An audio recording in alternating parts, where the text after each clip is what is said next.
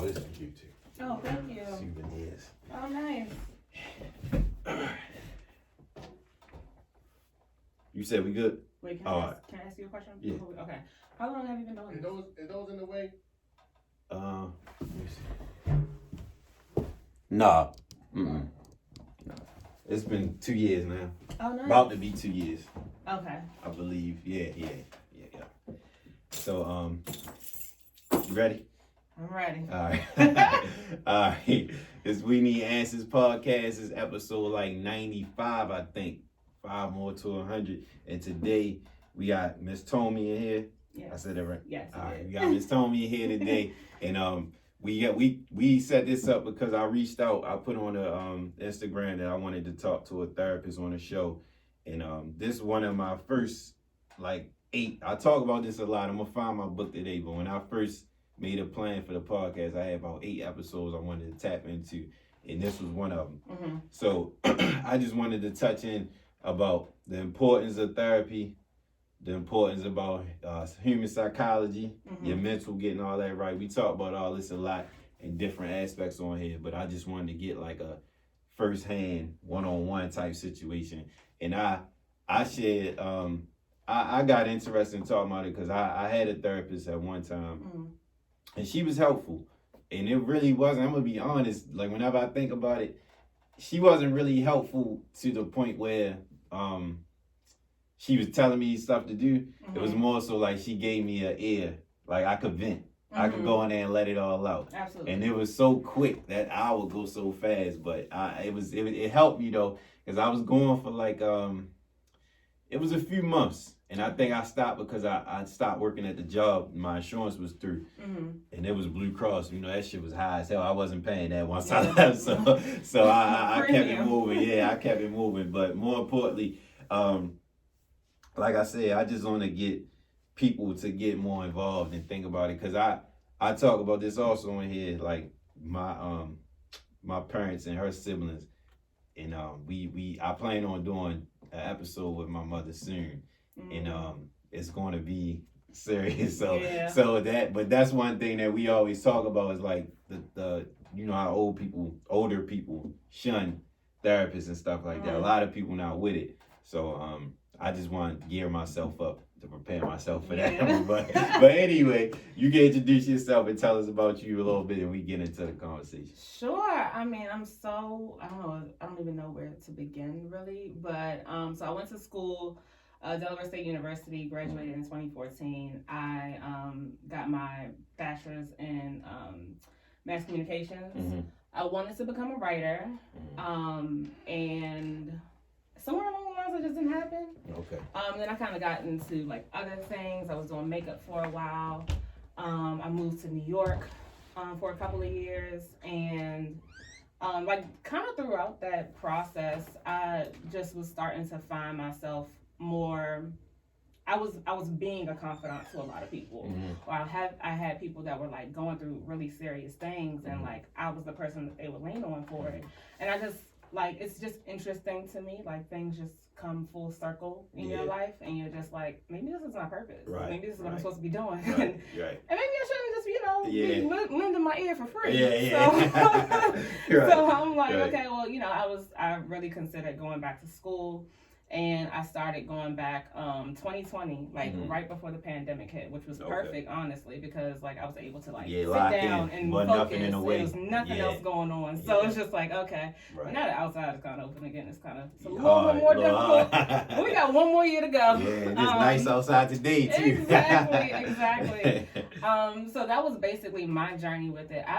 Unfortunately, and I really want to get into therapy myself, but I've never been to therapy. Oh, for real? No, never been. But I know that there's like so much healing in it. Yeah. And there's so much power in just having someone to talk to. Yeah.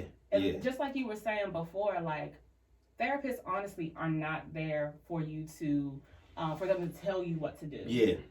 They're just there to be a mirror for you to say, for you to be able to talk about your things and get it out. And then like you said, that hour goes by so fast, and then like once, especially clients, once they start to like open up to you, it's like they start to leave like the biggest things at like the end, and it's like, well, we don't really have Yeah. any more time, but right, you know, we right, can definitely do it next session. Right. But yeah, that's really been my journey with it. It's been really incredible, very eye-opening, very reflective. Yeah. A lot of work I got to do on myself, Mhm. you know, and it's just allowed me to be more empathetic towards everybody, Right. which is a little difficult though, because Yeah. it's just like, even the people that I wouldn't necessarily see myself servicing, I'm just like, you went through something.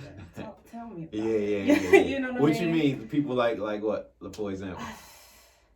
So in my class recently, they were asking like, what's a population that you probably would never want to work with, and I don't see myself doing it with like pedophiles or people that have done stuff to children. Like, Yeah, I understand that. But it's just like, I also understand that they went through something for them to get there. Right. You know, right. but it's just like, I don't know. So I'm gonna jump ahead real quick. Uh-huh. I had a question before this, but I know I'm gonna keep losing my question because I got a lot to ask. It's okay. So when it comes to that, how does that process go? Like, do people have to sign up for that, or is that like when you go to a certain job, this is the type of stuff you know you gotta deal with when you like dealing with?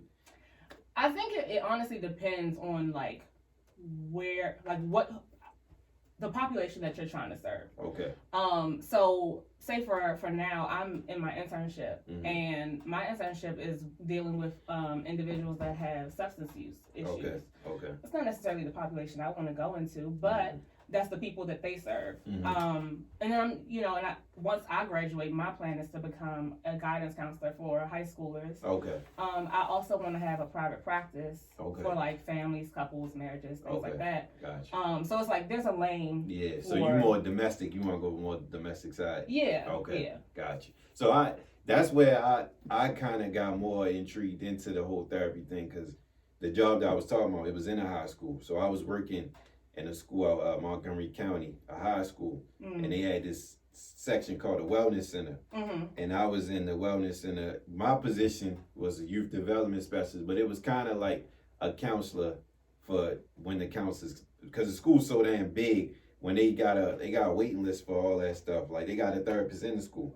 So whenever they can't see them, they basically send us to us, and I just talk to them like regular. I ain't got no. Yeah. So I remember one day I had asked like the third, and I was it caught me off guard up there, because I was thinking like we need it here, the wellness center's here, because I don't downplay nobody issues or nobody problems, but the stuff they was going through, them students, it was kind of like minor compared to what a high school kid here would go through. Like, it's more violence, like stuff in the household, stuff like that here, but out there it was like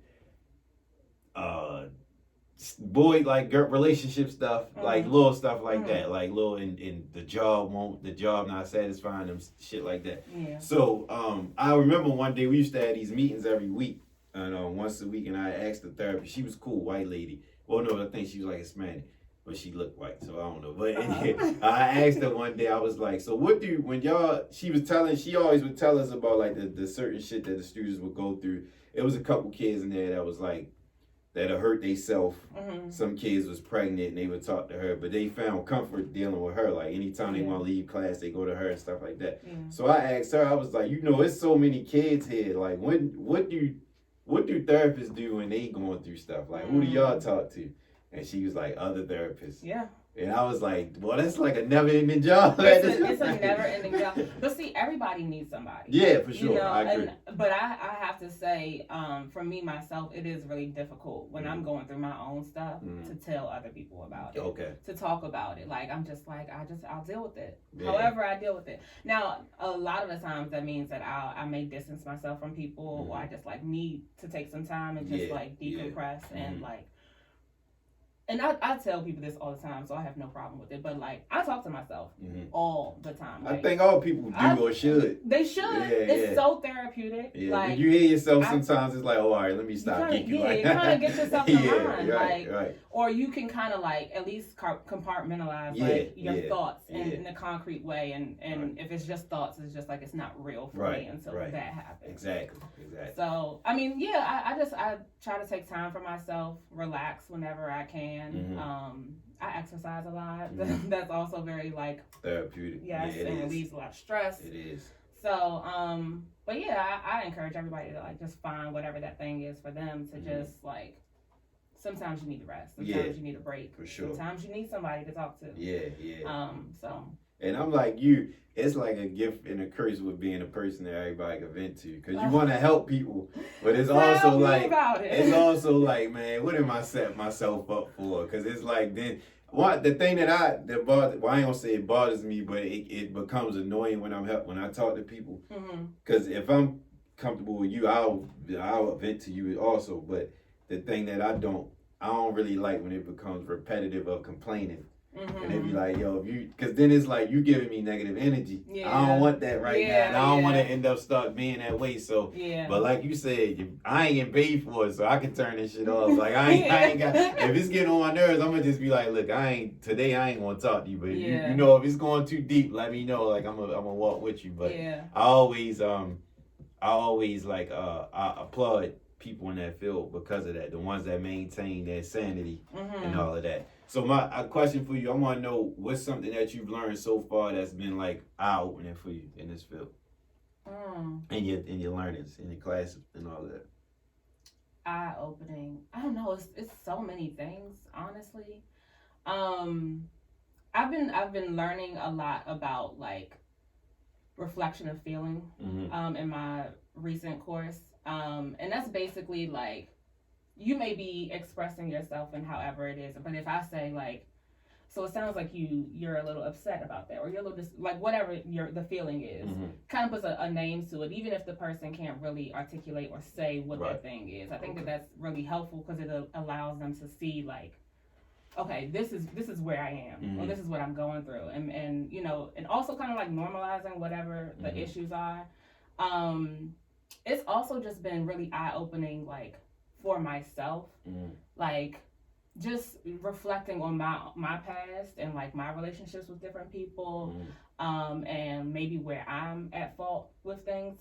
So it's just like, it allows me to like grow and just evolve and just it's like that's what it is. I understand. Continual growth all the time. Yeah, I get that from this. Like when I talk to people on here and I start hearing stuff with similarities, I'll be like, okay, I see where I fucked up at, something like that. Exactly. So talk about, I guess you could talk about like far as when you chose this major, you said what made you, but what's the process? Like how many credits, classes, all of that to really finish? That is really funny because I couldn't even tell. I can't even tell you.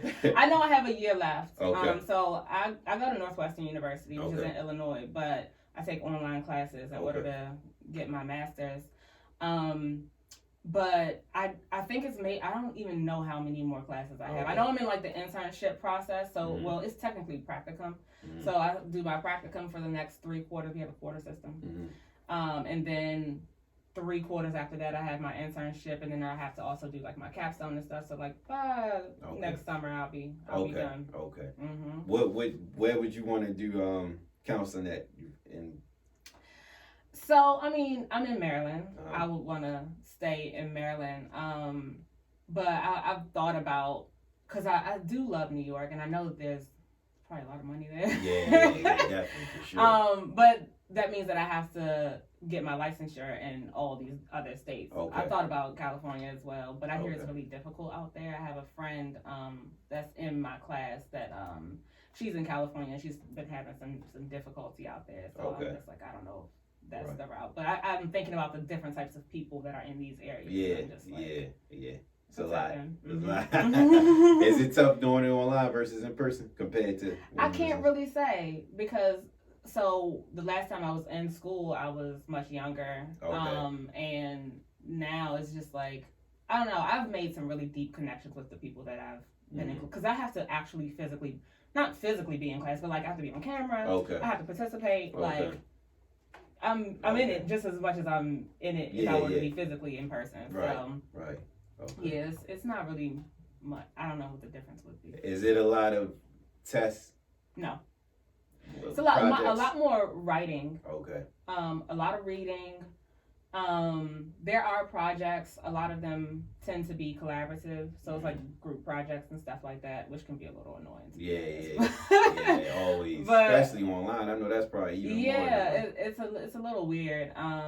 But I haven't had a group project in a little while, so hopefully that was the end of it. Right. Okay. So, in your studies, what have you learned about I guess human psychology that you don't think you knew before? Because you're doing classes with so tell me like something that you learned about that was like surprising to you, or something that you realized once you did this that you never paid attention to before, maybe.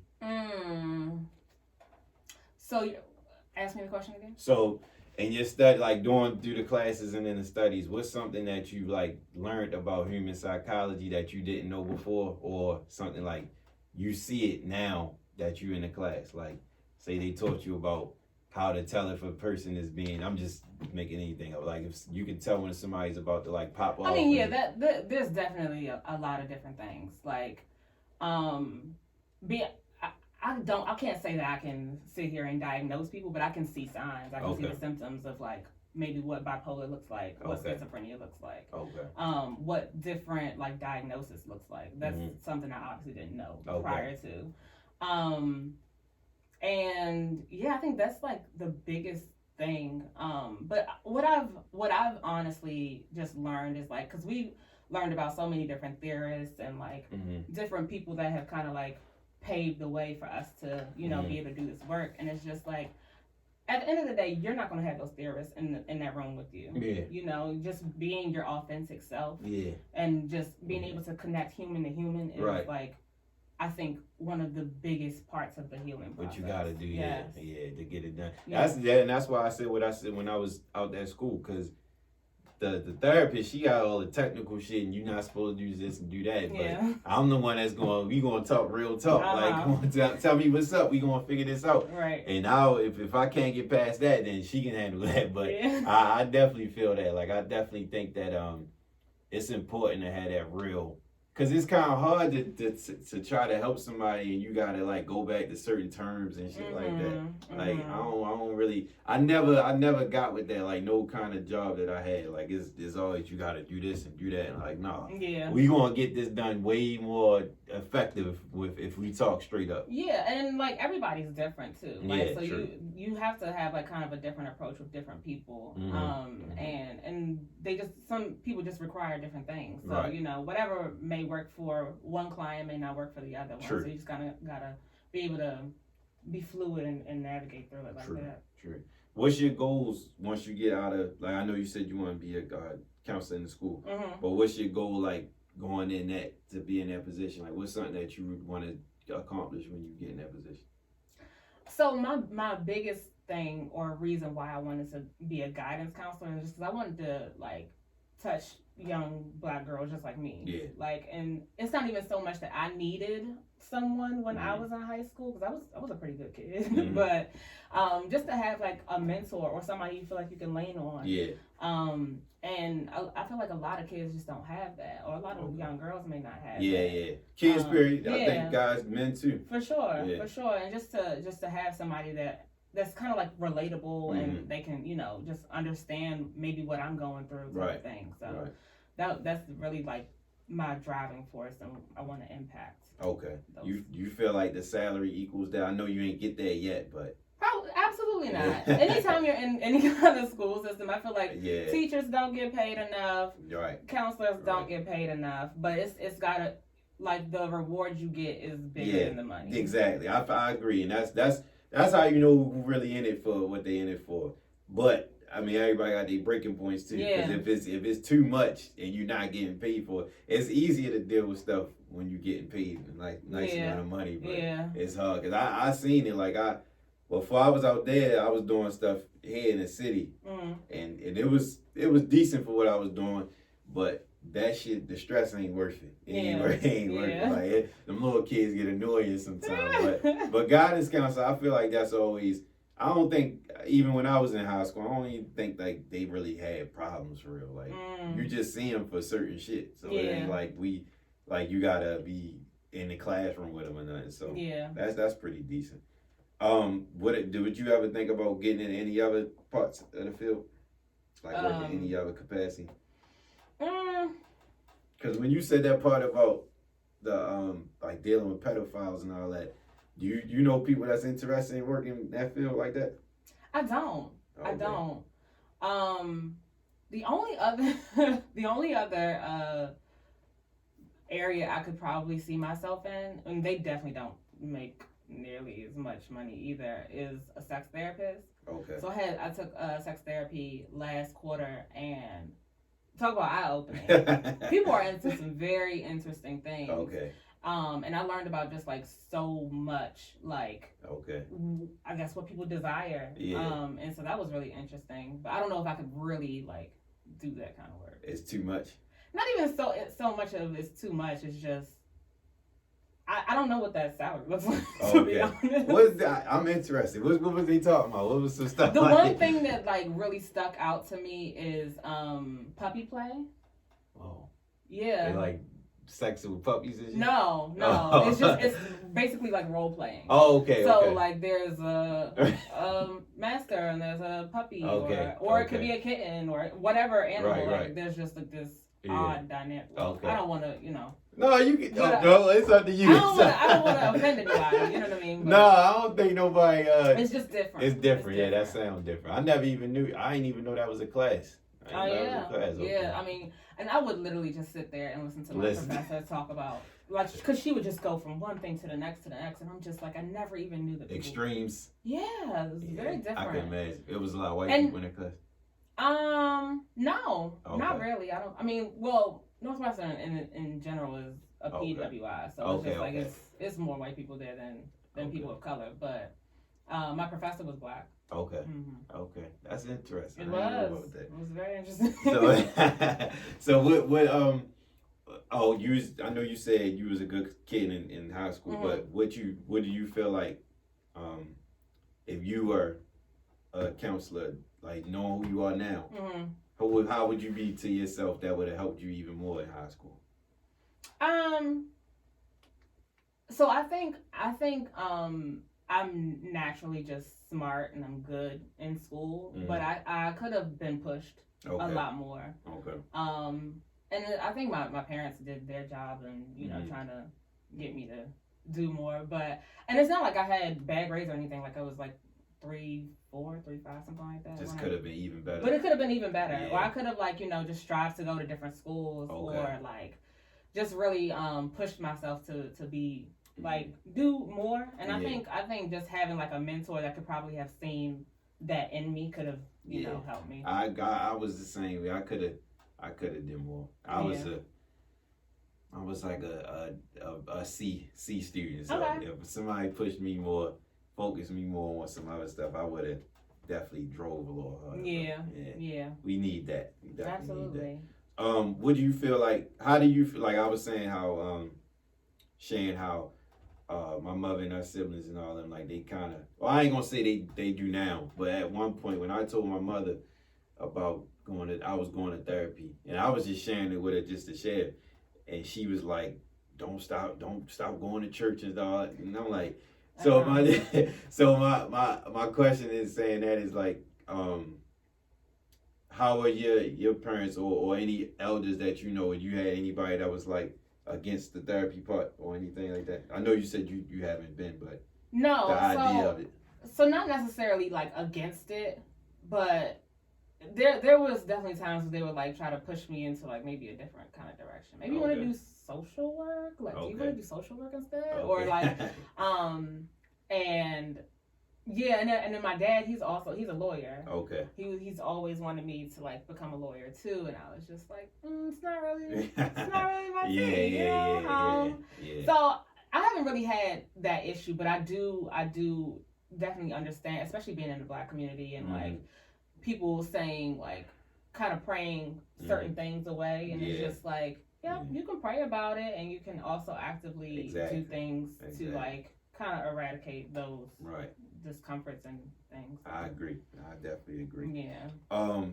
What would you tell somebody that was interested in getting in it? Well, wanted to know more about therapy. What would you say, like, to give them information about it or consider?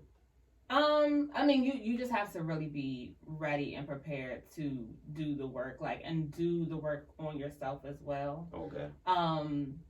You have to just be like super empathetic and passionate about it, because like it's really hard work. Mm-hmm. You know, just being like you said, just having to sit there and listen to people all the time, and hearing about so many different struggles, like it can be a little taxing. Yeah.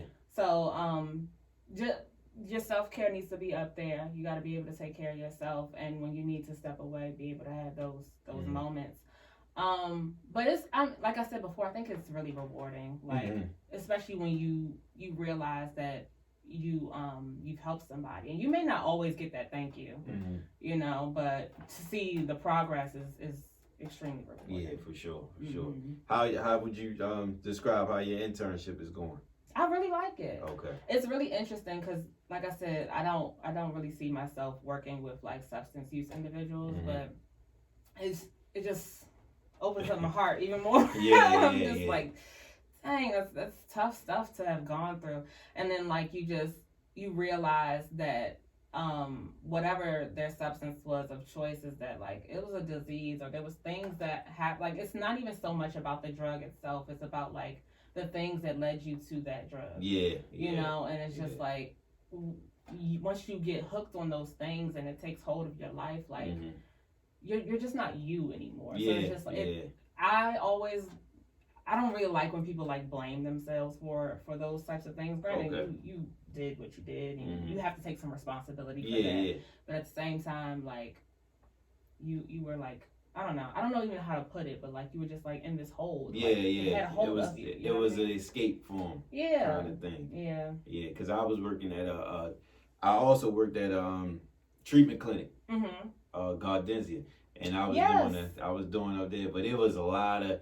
That's the one unprofessional place. I hate to talk down on it, but yeah, man, they because it was a lot. Like I know, like knowing everybody up there know how the streets go and all that. Because there's a lot of people going there that really want help, and there's a lot of people going there to kill time and bullshit. And then you will have somebody like a therapist come up there, and they be like, some of them be really trying to help, and some of them really be like, I ain't paying attention. Like, I know you gonna come in here bullshit. They try to get over on people and all that type of stuff.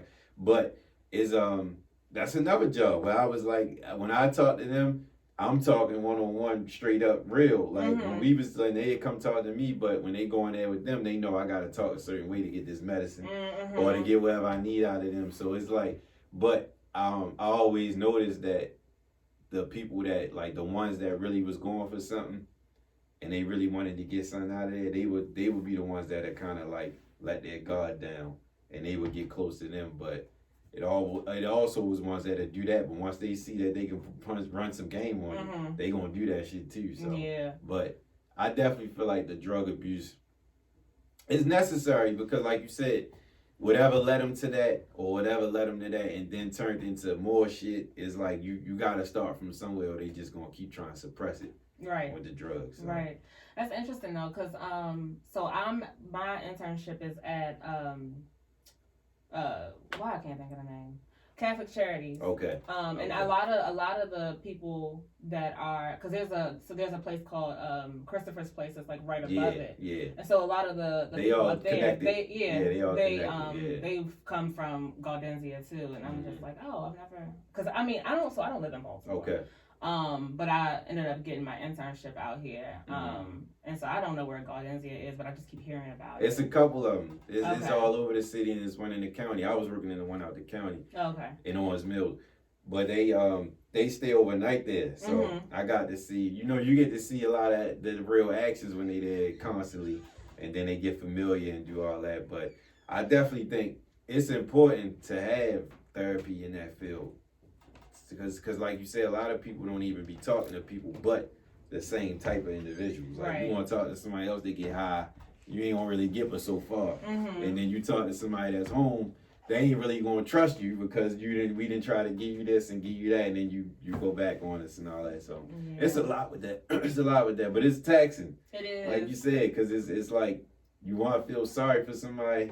And then at the end of the day, it's like, are you really being honest and real? So I can't help you unless you want help yourself. Exactly. That's really the key though. Like, and that's with anybody that's interested in like going to therapy. Like, you have to be open and honest. If you're not going to be honest with your therapist, there's no point in doing it. It's no point in doing it. Yeah. What are we doing? What you think about couples therapy? I think it's really interesting. I wanna have a practice where I service couples.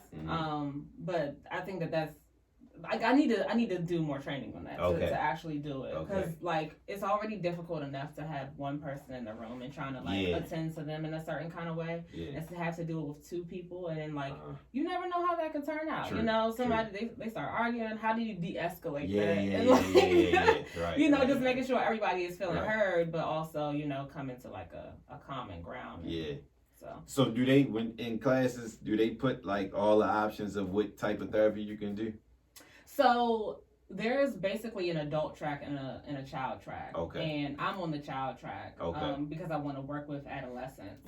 But you basically get different classes that are, I guess, geared towards those. So I've had classes that are about like families and children, things like that. And I think more so with adult track, they do like trauma therapy or like things that maybe like older people may go through.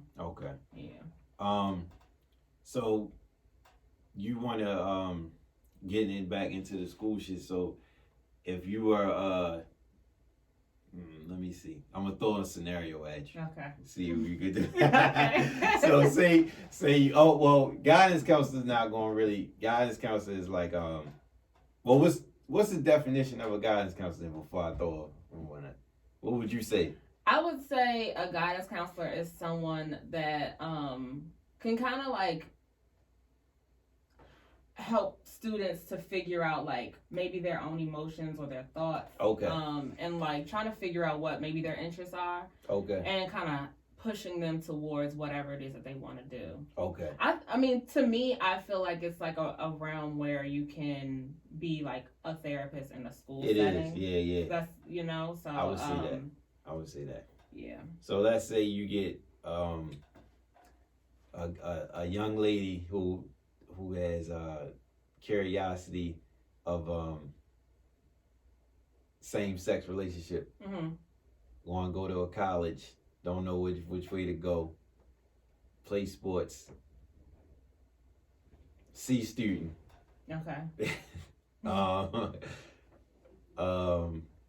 But she don't know how to explain her interest in the same sex to her parent. You the guidance counselor. You in Douglas High School, Baltimore City, one of the roughest schools in the city. But go ahead. She's straight out the hood. So I think I would kind of like try to figure out what for me it's not even so much of why she's interested in the same sex or anything like that. But like what makes her happy, what makes her comfortable. And I would want to know like what's the fear around like talking to your parents, like what's that relationship like, and kind of figuring that part out. And you said what else was going on? She trying to go. She's a C student. She want to go to college, so she got to step her grades up. But she got that on her plate. The whole issue with the same sex and the parents. So yeah, I think that the relationship with the parents is really essential to kind of like tying everything together. Obviously, if college is something that you want to do, then you have to be more focused and you have to get your grades up. And trying to figure out what that may look like for her, if she needs to go to tutoring or if she needs to do certain things in order to like really implement that. But I think for me, I'm most interested in the parent relationship and like what's going on there. Like why do you feel so uncomfortable about telling your parents, and also why do you feel like it's necessary to tell them now? Because I don't know. That's a good point. I don't know what that coming out process is like. Like some people you don't have to feel pressured to tell them right away. True.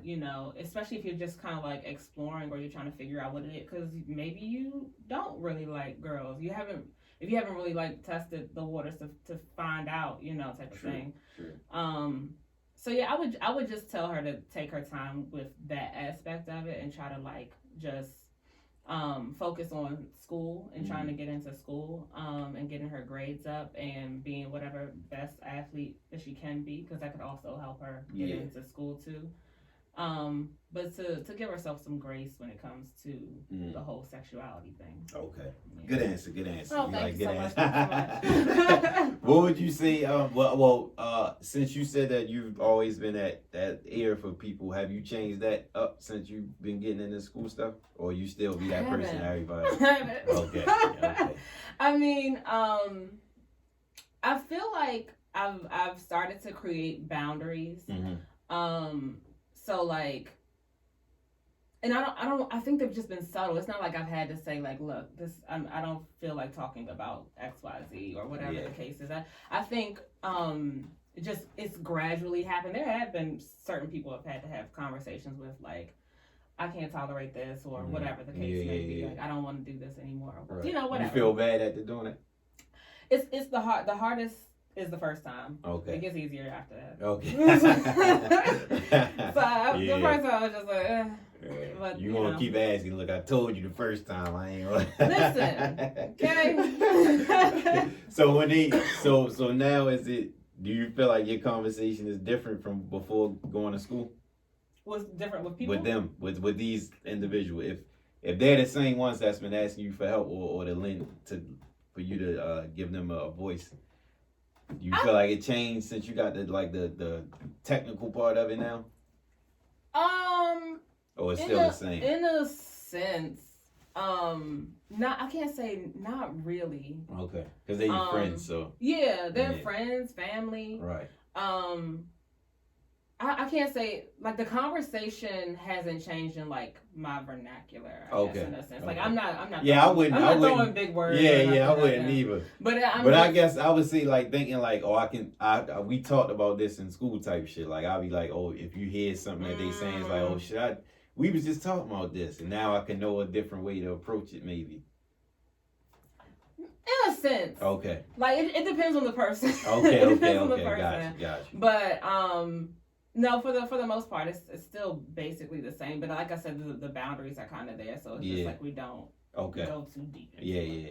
So my thing that I've been learning about, I learned about myself when I had these situations with people when they vent to me. I find myself, I make myself hold back. Like it be conversations now. Like I got a group text with my cousins, and I'm the only one in this particular group text with don't have no kids. So I used to just, if you say it in a group text, I'm thinking unless you say somebody's name, it's open to everybody. Yeah. But I find myself, somebody said something, I said an opinion on something, and they was like, it's different. It's different when you're a parent. And I was like, okay, I'm gonna step back. I'm gonna mind my business on this one. So now it's like when people vent about certain stuff, if I don't got no foot in it, I kind of like step back, or I'll ask like, "Do you want my opinion?" Like I'll be on that tip, like because like I got a friend that also, she vents a lot, and I might not agree with a lot of stuff that's being said, but I don't want to always be like the one that's like not agreeing. I don't want to I don't want you to does not tell me, because like every time I say something you don't agree, you tell me this and that. So I be kind of like, I always be like, do you want my opinion? Yeah. I know you telling me for a reason, but it could be just to get this off your chest. Yeah. Like I said with the therapist, like when I was talking to her, I would talk about shit, and then I would realize with them be talking about it. And then it'd be like, okay, well, I'm getting a lot off my chest, but I'll be like, if you want to just talk, I can be your ear. I can butt in here and there. And then there's also can be like, but if you want my opinion, I'm going to give it to you. So you can't be mad at me. If I give it to you without me saying that, then cool, you can let me have it. But if you ask me what I think and I tell you, then that's on you. But I'm going to be honest. I ain't going to bullshit you, because I don't want nobody bullshit me. Hey, I don't want nobody bullshit me. I think that's really important, though. Like, for people that are venting to whomever that person is, like, okay, do you want me to just listen to you, or do you want my opinion? But I also think it's great for the people that want to vent to ask the confidant, do you have an ear for this? Okay. Like, you know what I mean? That's important. That's important. Because I may not be in the capacity or the state that I want Yeah. to. Yeah, You know what I mean? So, True. yeah, I think there's some. It's on both ends. Do you feel like you gotta be like a little bit nosy to be a therapist? I mean, you have to have some curiosity to it. Like, okay. Because, I mean, people tell you stories or they tell you things, and it's just like, no, I need to know more about that. I need to know, like, tell me more. Because I feel like that's like working in a, like being a detective, like being a therapist, or being in a, what field is it? Like, I remember somebody saying that they was a dispatcher and they like shit like that because they get to hear shit that's going on and all that. So people that gotta, I wouldn't be. It'd be annoying to me. Like I'm real big, and I was talking to Dejan about this. Shout out to her too for putting this together. Yes. She put that out. But when I was talking about like what you consume, like what you hear, what you watch, and all that, and it started to become shit like you watch a whole bunch of crazy shows on TV. Like, I know girls like that type of shit. They watch some crazy serial killer shows and all that. Like you start to like think when certain stuff happens, it's like, or even if not, like you might start to be like that. It might be like, oh, something happened around the corner, and you be like, oh, she might have did this. But it's like, oh, because you keep watching these crazy ass shows, you the only one thinking like that because it's wild. But it's crazy that what you hear, what you watch, and what you consume can really like show in your conversation and your actions. So super important. Absolutely. Important. I want to know what what have you experienced in your internship? Like any case? Well, not of course not specific because you can't talk about any situations that was like eye-opening for you during your internship. So I literally just started. Okay. I just got my first client like about a week ago. We've had one session so far. Okay. But how was that? It went really well. We ended up doing it over Zoom. I wanted to do it in person, but we weren't able to do that. I actually am going to meet with them tomorrow though. But it went really well. Like I was a little nervous about it, and it's interesting though too because so for a good part of last year, I was working at this other agency. Okay. That I wasn't a therapist. I wasn't like, but I was supposed to be like more so a person of resource for them. So if they needed like housing or food, money, stuff like that, I was supposed to be like the person that kind of like can guide them towards that. But we would have conversations, and they would tell me about different stuff, and we would, just have open conversations. So I've kind of been in like that space before, but it was my first like therapy client, and I was just like, oh, I'm so nervous. But it went really well. He's very open. He's been through a lot. So naturally, I just have so many questions. But I try not to be, or at least I'm going to try not to be a person that like feels like I have to spit advice at you all the time. Okay. Because I don't think that that's what therapists are for. Like you said, just an ear. I'm supposed to be an ear for you, and I also I like to be there to like help you see things that you may not realize. Like I bring things into your awareness that you may not have like realized that's what you may be going through. That's kind of like the same thing with the reflection of feelings that I was speaking about earlier. But I've done a couple of things. So I was in like their group sessions, which I thought was really interesting. You know what's really interesting is that when I did when I did the group therapy, there was this one guy in particular that was talking about like his addiction and like kind of just trying to the recovery process of it all. But he was sounding really great. I was just like, I don't know if you should be here. Like you sound good. Like you sound like you know what you need to do. This and third. And so I debriefed with the therapist afterwards, and she was just like, you have to be really careful about the people that sound good, because they could be just parroting, whatever they're hearing from. Because it's not like most of them people they've been in like recovery situations more than once. So they're saying things that they've heard time and time again, and I was just like, so how am I supposed to know if they're being honest? I was going to ask you that too. I was going to ask you if you think that you can see, because they play a lot of games in that field like that. But Well, kids do too. So Yeah. yeah, they play it just as much. But I guess once being a kid, you can really peep that shit out. But Yeah. you know they high tech now, so you never know. But no, It's gonna be that's interesting. yeah, it is. I love to hear it come back and you tell us how that go. But I definitely feel like that's something you gotta have tough skin for and an eye out for, like with the abuse field. Because like I said, a lot of them play a lot of games. A lot of them know what they there for. A lot of them just need that push, like you said. Like they've been through this so many times. They know what they need to do. They just don't do it. Don't do it. Or they need that actual push to see really be.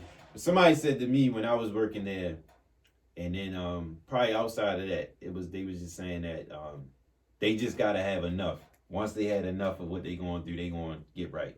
A lot of people don't get to that point, or they fight against it, they run from it type shit. But when I was up Gardenzia, I used to do groups, and I would do one with the women, one with the men. But they gave me a curriculum to go by.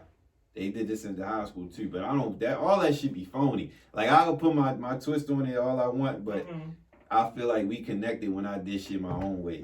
So when I would just print these like aspirations out, these papers, and we'd talk about that, and then we'd do like a current event type shit, like talk about what's going on. But I was like, you will fall victim to somebody that put that picture on real quick, because like a couple guys will read shit and they'll be in there every day like, yeah, I'm gonna do this, I'm gonna do that, motivating everybody else. And a couple of them got out and went right back to getting high and drinking and all that shit. And I was like, yo, I really thought he was gonna be doing something different, but it's something you really gotta have an eye out for that, because not even playing tricks on you or on themselves, it's just more so like, what's really your intent?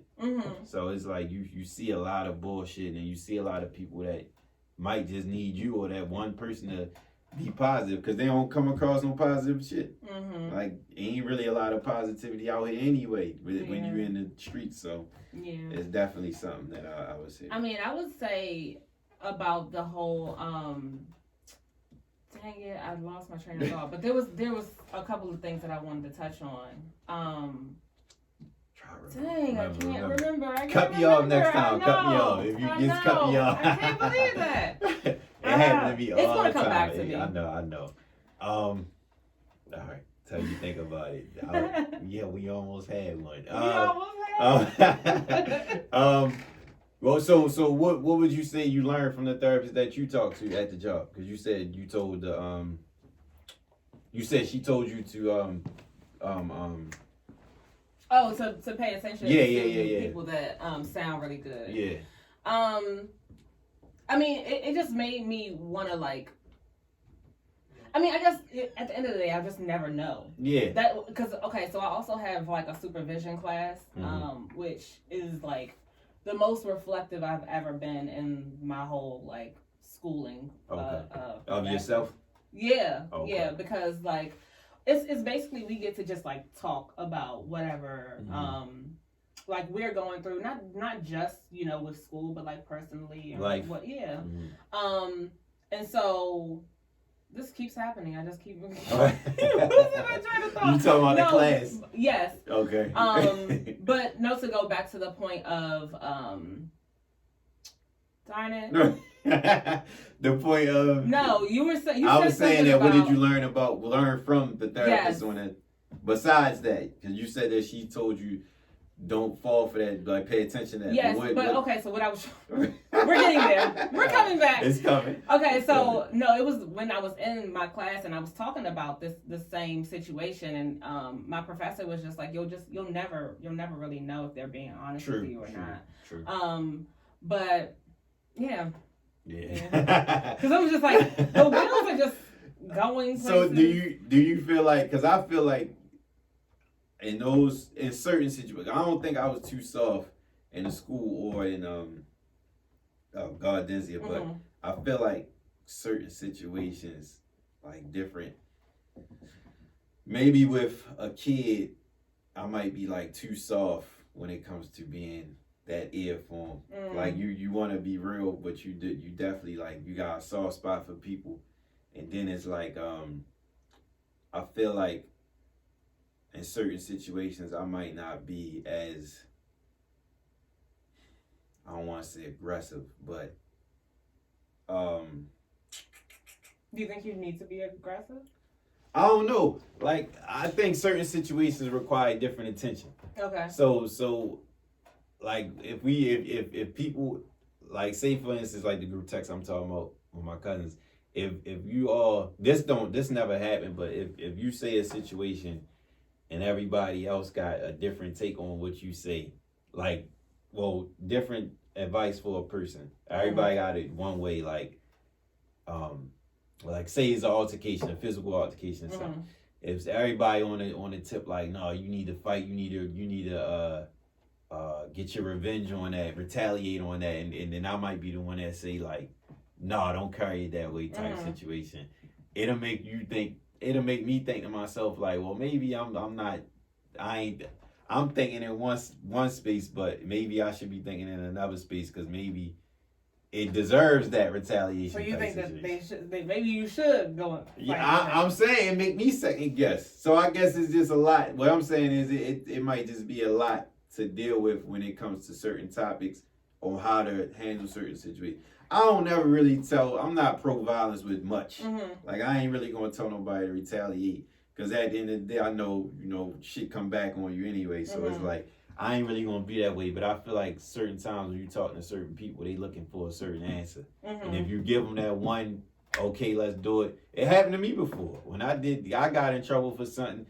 Is all about, your mind could be telling you no, no, no, no. But if that one person say, shit, go ahead and do it, then it's like, all right, I don't even hear nobody else, and I'm going to go do it. I'm going to go do it 100%. Yeah. So that's something that I know that I pay attention to. And sometimes it's hard to decipher when to turn the good or the bad shoulder up, I guess. Yeah. I mean, I know you can't never tell nobody that you're not wrong. Yeah, I can't do that. I can't do that. But see, I think that there's a way to be, like, aggressive or assertive, or, like, being able to stand your ground on, okay, I don't think you should do X, Y, Z. Yeah. Without being, like, hard or rough with the person. True. It doesn't even matter, like, what their background is or where they come from or whatever. True. So I think it's a way to do everything, I would say. Right, I agree. But yeah, I wouldn't suggest that they retaliate. Not in that way. Like, you do it with your mind. Yeah. Do it something else that doesn't have to be physical. True. Would you recommend people to get into this field?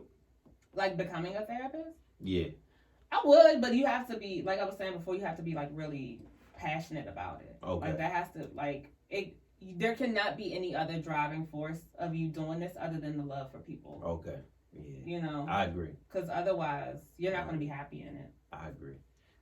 You got me wanting to think about going back. Try it out. I think you got an ear for it. I think I might got too much of an ear for it. But it's because this, like I said, this right here is therapeutic. Yeah.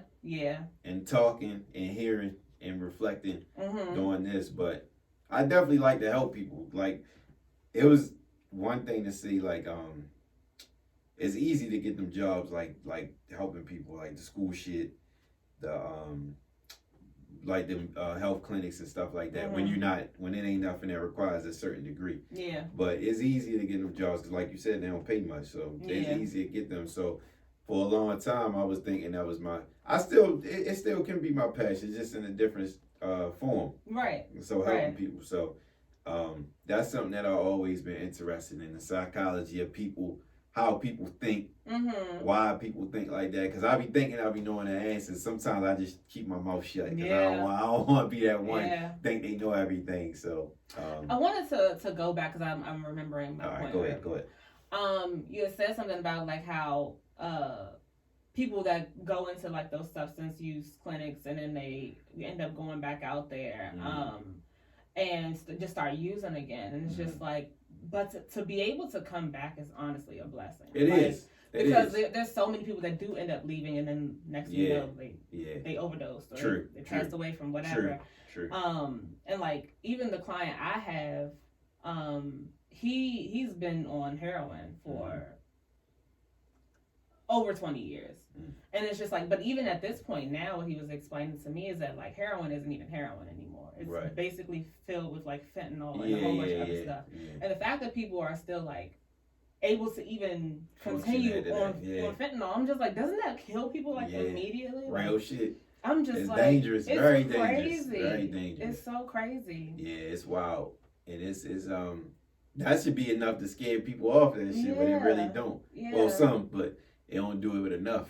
Because it's definitely money. But it's just not that easy. Like, it's just a lot easier said than done. True. It's just gotta be in that position. Absolutely. And I think you had mentioned another point about just you have to be like ready for that. Because like I was mentioning back to my client, like he's gone through so many things, and I think it's gotten to a certain point where it's just like, I can't do this anymore. I have this opportunity to get my life together. Let me really take it and do something with it. Okay. So I love it when people get to that point. It's just like it's a lot of work, especially in that space to get there. Yeah. So is this like dealing with them? Is this foreign to you, or is this something you're familiar with? So the agency I was working with last year, they weren't necessarily people that had like used drugs before, but they had different like diagnoses. I've dealt with people that had bipolar disorder, had schizophrenia, and just have had different kind of like personality disorders. So like the way they function isn't like it's to me it seems a little similar. So it's not like too foreign. Okay. I'm interested into that sex therapy shit. Yeah. I really want to know. I want to know, because I had an, this was one I had, it's coming back to me. The last episode before this one was about college. My man Chris came on, he was saying, he wanted to come on and say how important it is to go to college, like for kids. I want to know your take, because what I was telling him and what we was discussing is like, it's a lot easier now than before. Like back years ago, it wasn't as many opportunities outside of college to really advance unless you had like a certain thing set up already. But do you feel like one, do you feel like you could get into that field you're in without college? And two, how do you feel about the importance of college, period? Do you feel like kids should try to go to college out of high school? So it's kind of complicated. I'll answer this last question first.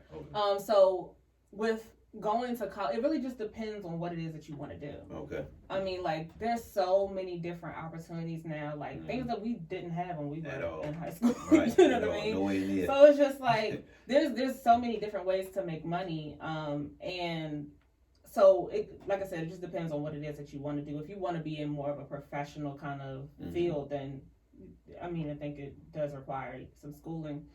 But in order to be you may not be able to be like a licensed therapist a licensed therapist if you don't go to college. But I think that there's still like a space and opportunity for you to help people and to like use whatever platform that you have in order to like just help other people. True. Like we all got phones that have cameras on it, and so many things can happen through that. So just using your own voice and your own power to like do whatever it is that you want to do in order to like lend to that field. I think you can still do that. That's good to know. Yeah. So if I really consider doing this, right, I want to know if I go back to school, if I really want to consider this, what does I know you said it's a lot of writing. So it's a lot of papers you gotta write. Yes, but like honestly, I haven't written a paper that's been more than like 10 pages. Now I would say maybe 25 with a group. Okay. But like I haven't written a paper that's been more than like 10 pages. Do you feel like you enjoy this because it's something that you wanted to get into, like the school part, or is it something like it's still school? Like I'm just doing this to get where I need to go. I mean, I enjoy school. Okay. So. I mean, and I enjoy learning, especially like it's always something new. It's always something like I don't know. I think maybe because it also helps me grow. Okay. So it doesn't feel like, oh, I'm just doing work so that I can Yeah. get to this other place. I feel like I'm also doing work within myself. And I really enjoy like the process of growing and like evolving and like becoming a better person. I agree. I agree because I don't think if I would have did this when I was going to college, I don't think I would have stuck with it. Because I cheated my way through college for one, being honest. And then two, I was in a whole lot of stuff. This is when I was going out, hanging out. I was outside a lot. And then when I came to UB, as I said on the last episode, that's when I was like, I took it more serious, but I found a way to get through that too. Mm-hmm. So I was able to slide through that with the cheating. But I didn't really know exactly what I wanted to do at that point. But now, if I could do it now, I think I'll take it more serious because I enjoy learning, like you said. Mm-hmm. I write a lot, like to myself, like notes and shit. Mm-hmm. And then it's already something that I'm doing. Yeah. So I think I would probably enjoy it more. I don't know if I'm going to, but I'm gonna consider. Consider it. I'm gonna look into it now, cause now that you're saying this. But see, if it keeps coming back to you. Yeah. Try it out. Yeah, you're right. You owe it to yourself. You're right. That's a great point. Yeah. Great point. All right, so we wrapping up now, and I appreciate you coming on, giving some game. Thank you. And I hope you come back once you get into the school and tell us about the badass kids and all that stuff. But I hope you do come back and tell us about that. And like I said, I'm gonna make this a series because we're gonna get as much information out of this therapy stuff as possible. And I hope it helps somebody. I hope somebody hear this and give it to somebody that might be interested and keep passing it on. Absolutely. Anything you want to share or give to people before we wrap up? Not really, but I do appreciate you having me on. I feel really honored to be here. Just being able to share a little bit of gems.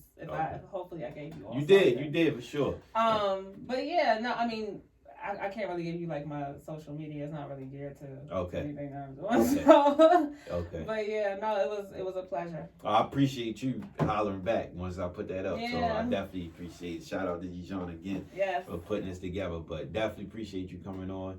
And for everybody listening, please subscribe to the YouTube, the podcast apps, and all that. More stuff coming. Like I said, the 100th episode on the way. Got some special stuff for that. So keep checking us out. We Need Answers podcast. That was it. I was seeing you straight to the